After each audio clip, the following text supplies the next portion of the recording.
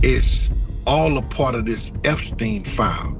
Uncle Luke had Jay-Z on the couch and he had the girls off there freaking off while he was watching and everything. Jay couldn't take his eye off the girls now.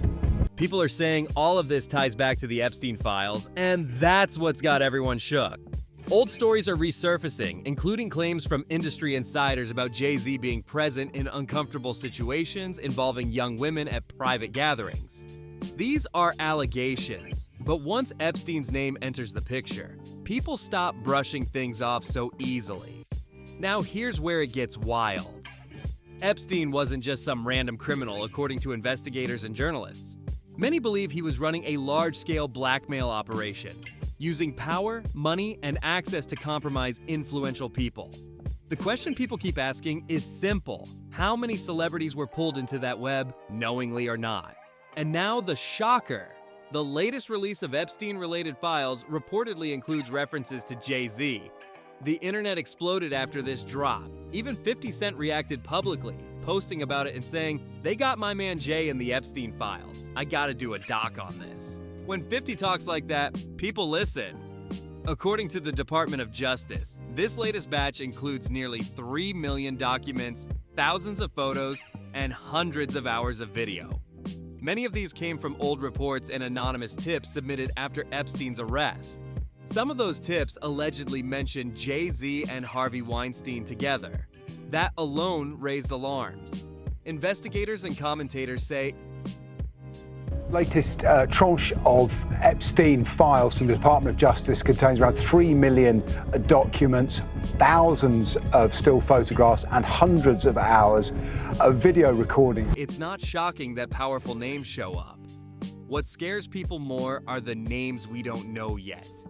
The ones fighting hardest to stay off any list. Those are the people experts say to watch closely. For years, victims have claimed powerful figures used money, pressure, and silence tactics to bury stories. But with this new document release, people believe that shield is cracking. One advocate said they've worked with multiple alleged victims connected to the Carters who were afraid to speak before and now feel more confident coming forward. Jaguar Wright has been louder than ever. She claims Jay-Z avoided serious scrutiny for decades, even though people behind the scenes knew troubling things. One of her biggest allegations involves Rihanna, who was very young when she entered the industry.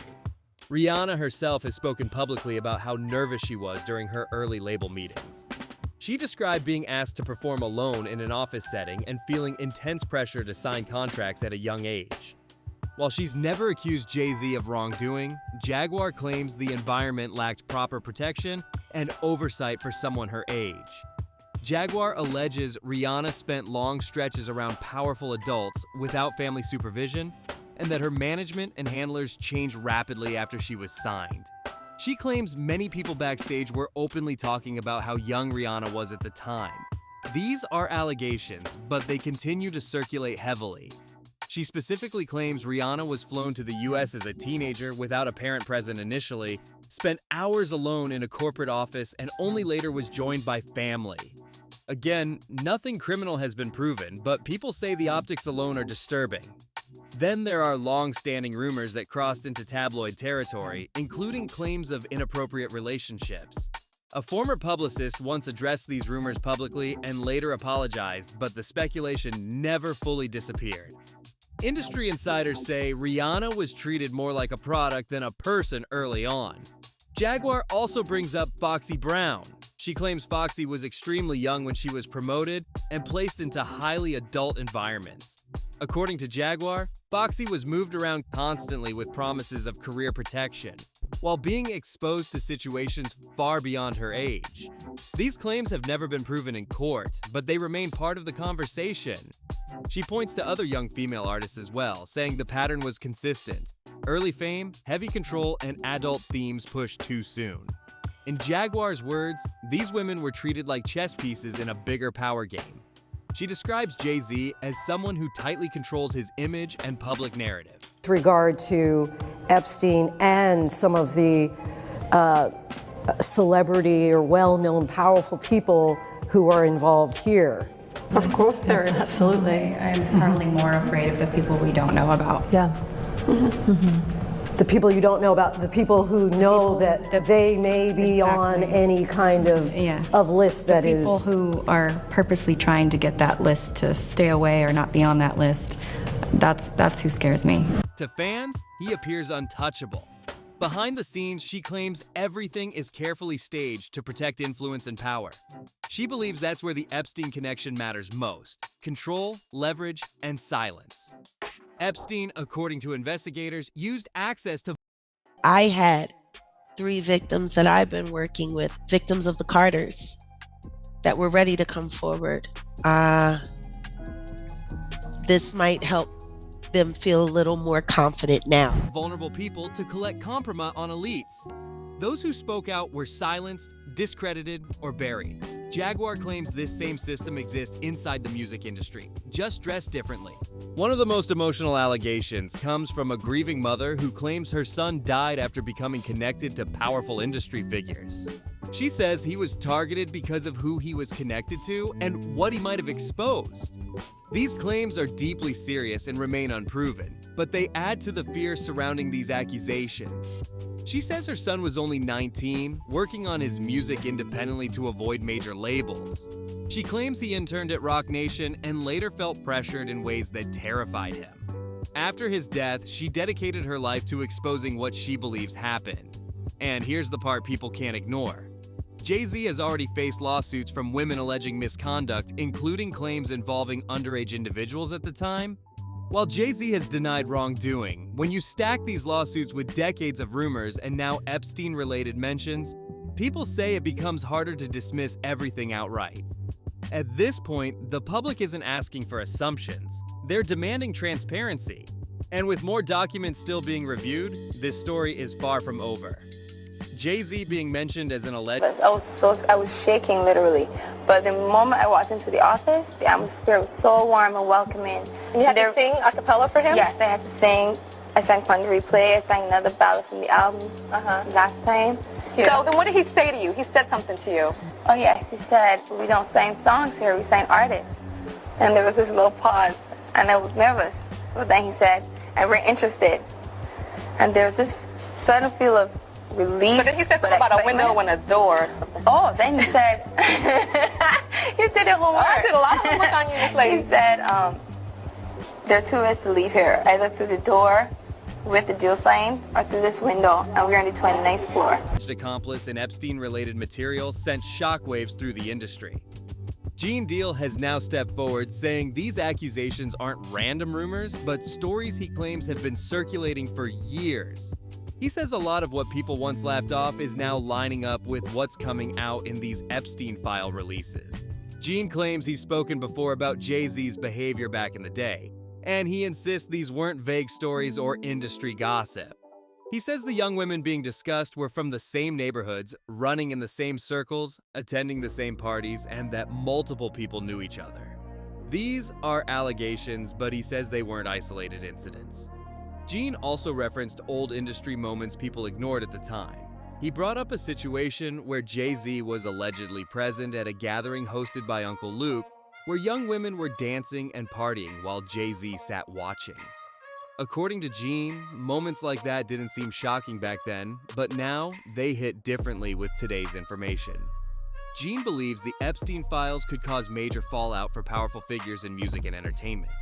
He says stories that once sounded exaggerated are now starting to overlap with documents, timelines, and witness claims. That's what has people nervous. He also spoke about age gaps and power dynamics that were brushed off in the 90s but wouldn't slide today. He claims Jay-Z was already a grown man at the time certain relationships were forming, while the women involved were much younger. Again, nothing proven in court, but Gene insists these dynamics were widely known in industry circles. According to him, when accusations start circling major stars, powerful families go into protection mode immediately. Lawyers get activated.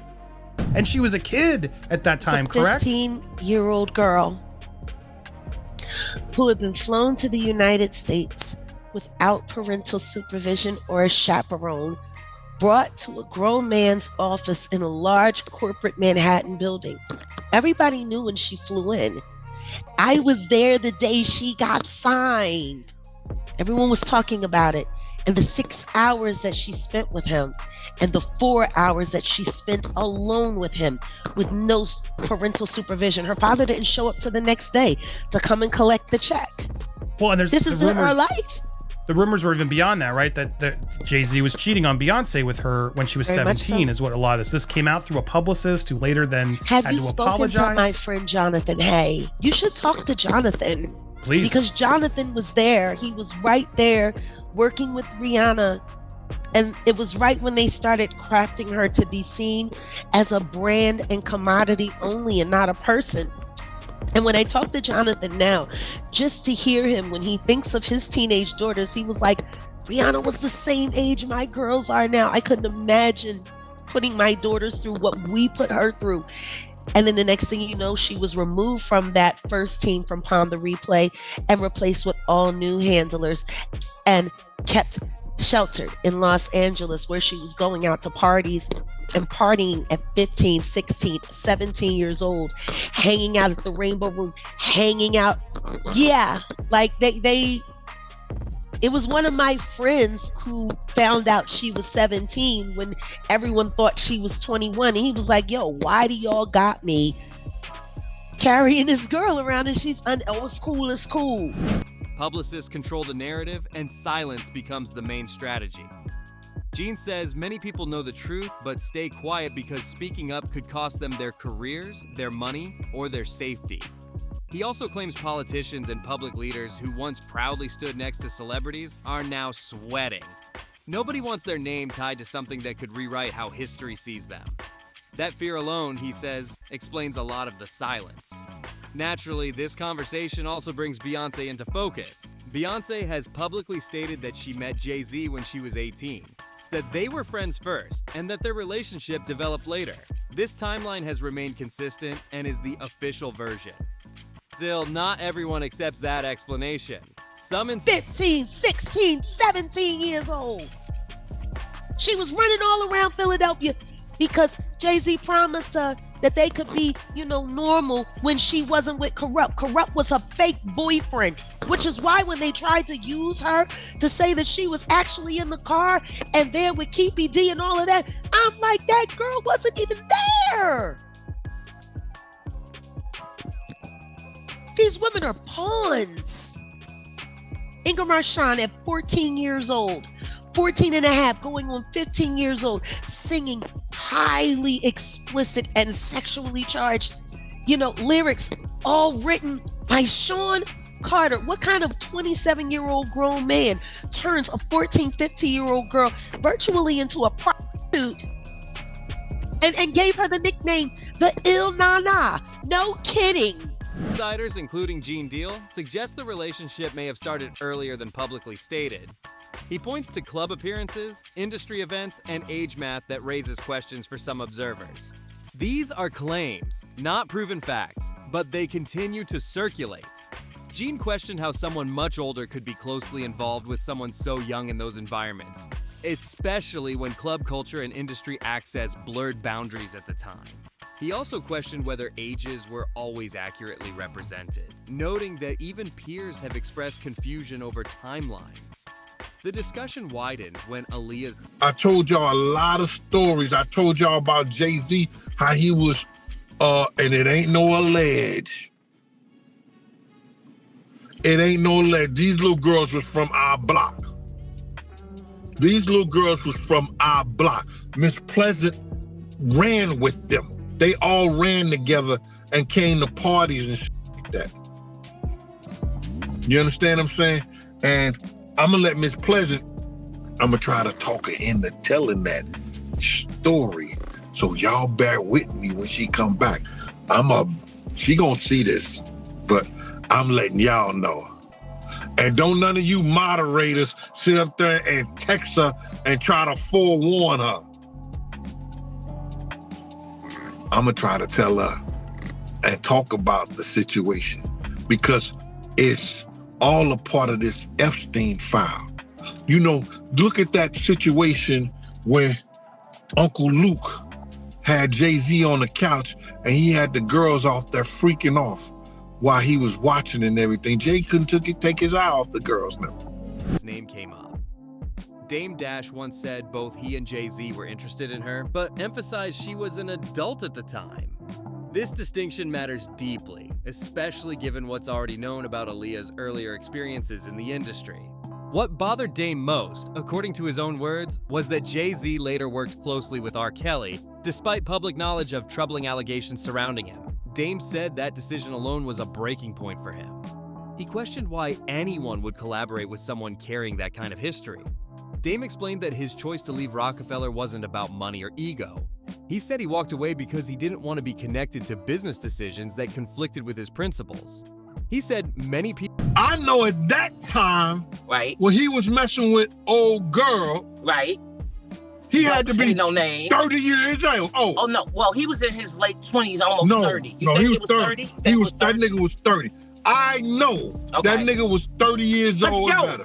Because I didn't know he was that old. He used to pull up on the block and pick us up. Like, this is the thing. Like, they were messing with each other. Like, they were locked in for 2 whole years.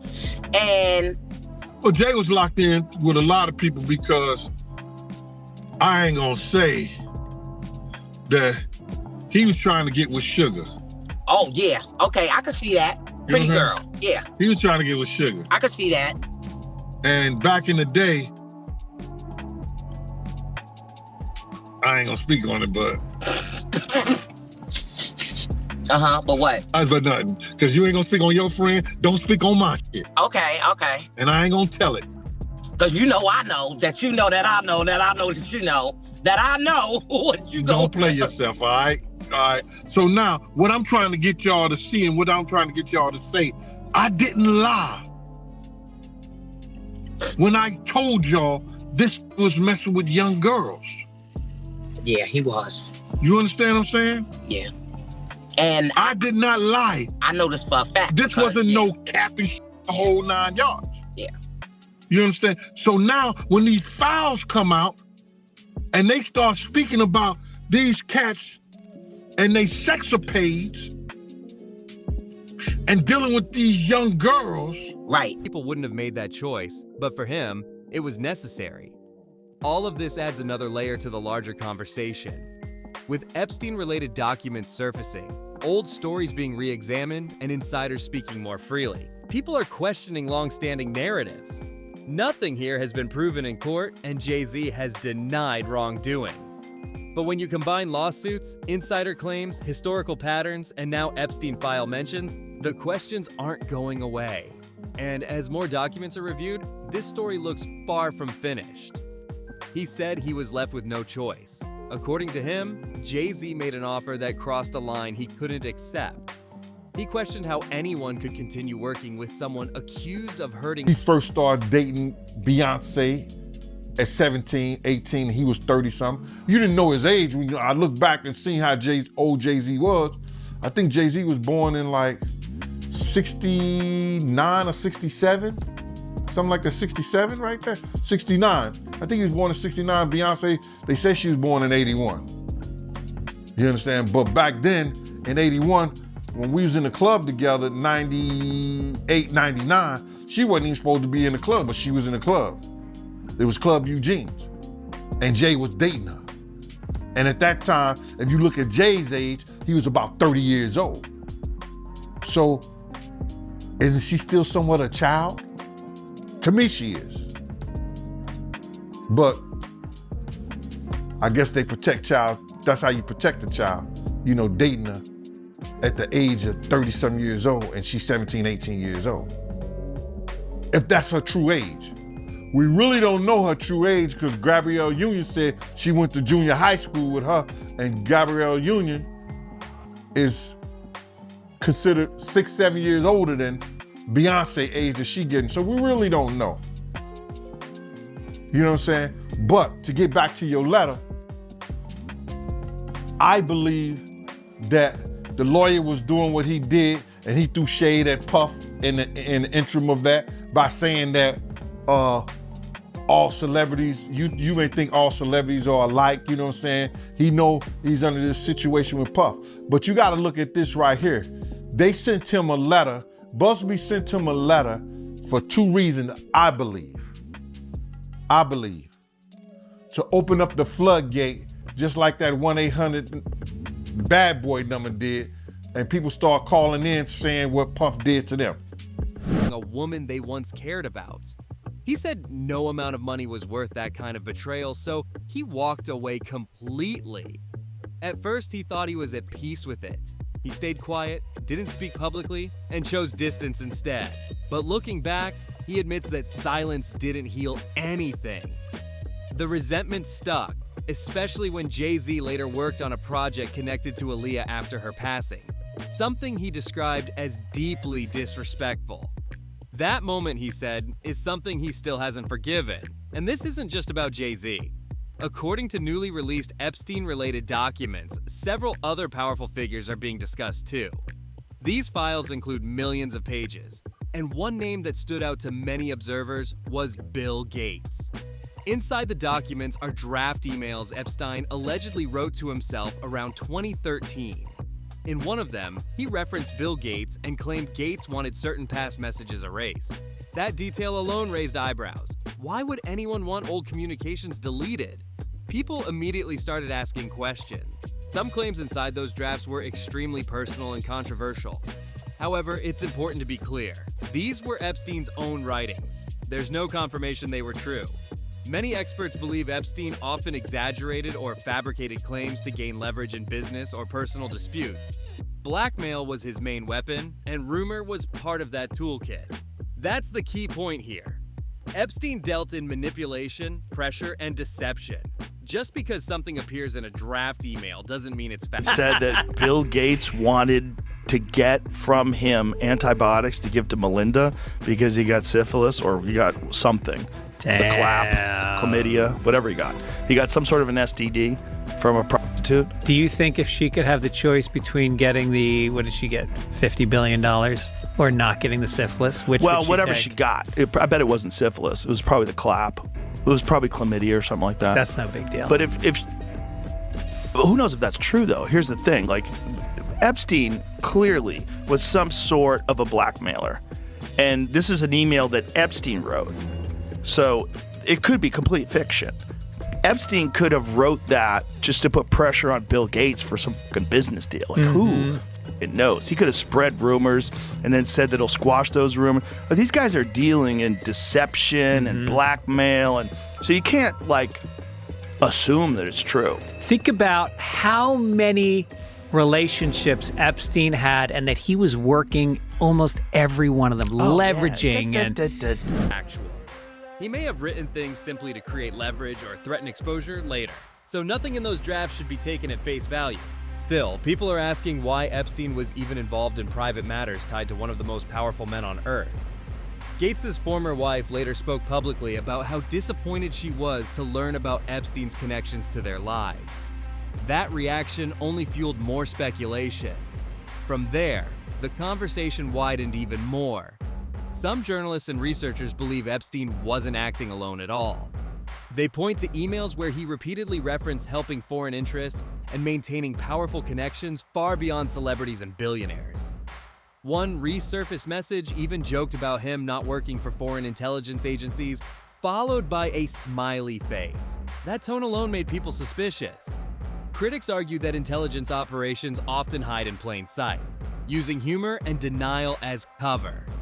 Experts say intelligence agencies across the world all seek the same thing: leverage, secrets, and control. That's how information is gathered. According to this theory, Epstein's access to elites made him extremely useful. Cameras, parties, influence, and compromat, it all fits a pattern seen in past covert operations.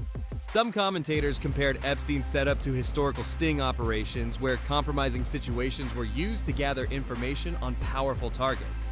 Whether true or not, that framework explains how so many influential people could end up tied to the same individual. This theory also brings Ghislaine Maxwell's family into focus. Her father, Robert Maxwell, died under mysterious circumstances after facing scrutiny over intelligence connections. His funeral was attended by major political figures, raising even more questions about who he really worked for. Supporters of this theory argue Epstein was part of a larger machine built around power, secrets, and silence. They say that's why the full list of Epstein's close associates has never been released. Too many influential people would be exposed all at once. And that brings the conversation back to Jay-Z. With his name now being discussed alongside Epstein in public documents, critics are asking whether accountability will ever reach someone that powerful. Others argue that being mentioned doesn't equal guilt, and that Epstein intentionally dragged names into his web. So the real question becomes this: was Jay-Z simply another high-profile name caught in Epstein's orbit, or was there a deeper connection that hasn't fully surfaced yet? As more documents are reviewed and more voices come forward, this story keeps expanding. Power, influence, silence, and control, those are the themes that refuse to go away. Do you think Jay-Z will ever be fully held accountable for his alleged connections to Epstein? Let us know what you think in the comments.